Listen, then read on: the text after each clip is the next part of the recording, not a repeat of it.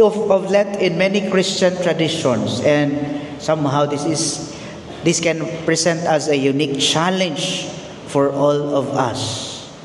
Okay, I know, siguro of course, most of you here are families. After attending the Holy Mass for Ash Wednesday, maybe you are going somewhere else to have celebration for the family for the Valentine's Day. Somehow I could give you 5 points for us. How can we celebrate this day? Although hapon naman gud ron, but I give you some tips on how we can celebrate this Valentine's Day on Ash Wednesday. First is there could be an early celebration. No? Unta, siguro kadaghanan ninyo nag-celebrate na ahead of time. Ahead of this day, Ash Wednesday.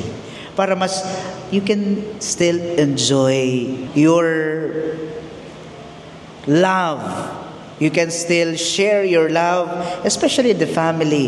You can still enjoy eating a lot. Early celebration. So, this allows us to fully focus on the penitential aspect of Ash Wednesday while still enjoying the meaningful celebration of love. Second is the simple acts of love. Instead of elaborate plans, focus on simple acts of love that don't contradict the spirit of Ash Wednesday. Like, say, for example, we can share, or you can share in your family, a quiet meal together. You can exchange heartfelt notes or engage in activities to strengthen a connection without being overly indulgent. Third point is spiritual practice together. Instead of mag-date dito sa gawas, yes, you are here attending this Ash Wednesday. Double celebration together with your loved ones.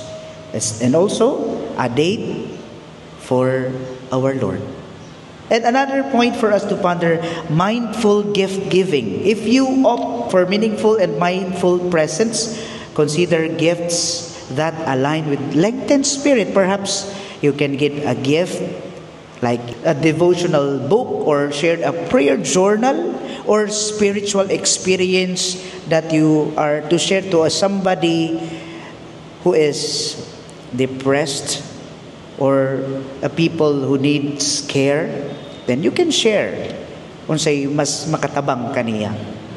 And another point, plan a prayerful meal. Kay lisod man sa kaayog magpabungga-bungga takaron nga humana na ninyo og badlis paggawas, mag-enjoy ta, mga untag pizza diha, or we can go somewhere else. Decide and share a meal. Make it a prayerful experience. Start with a prayer of gratitude for each other and for the blessing. Give blessing and for everybody nga mas ma-inspire siya unsa dining kahulugan. After all, when we say Valentine, we cannot spell Valentine without Lent. Did you notice it? Valentine. Na if we celebrate this Valentine, naasad ang pinakasulod ni ana, ang pinaka-core message, Lent. We have to prepare ourselves in prayerful disposition, in fasting, abstinence, almsgiving, meaning to say we are preparing ourselves for our love for God in this Valentine's Day.